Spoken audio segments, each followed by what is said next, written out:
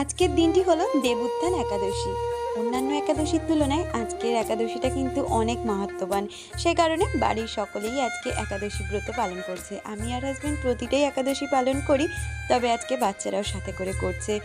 সকালটা শুরু করেছি অনেক আগে, কিন্তু ভিডিওটা শুরু করলাম এই কিছুক্ষণ ধরে। স্নান সেরে জামা কাপড় মেলে সোজা চলে এসেছি ঠাকুর ঘরে। আর ওইদিকে গোপুসোনাদের স্নান করে সাজিয়ে গুছিয়ে নিয়েছি। আর আজকে যে তুলসী মাতার বিবাহ দিন, সে কারণে তুলসী দেবতার মাথায় কিন্তু আমি একটা চুলি দিয়ে দিয়েছি, তার সাথে যা যা নিয়ম কার্য থাকে সেগুলোও করে নিচ্ছি। আর সাথে দিয়ে দেবো একটু তুলসী তলায় দুধ। এইরকমই কিন্তু আমাদের পুরাণের রীতি রয়েছে।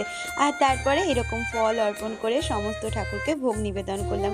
আর এই তো দেখো কি সুন্দর লাগছে, সমস্ত ঠাকুরকে ফুল বেলপাতা দিয়ে তারপরে আরতিটাও সেরে নিলাম।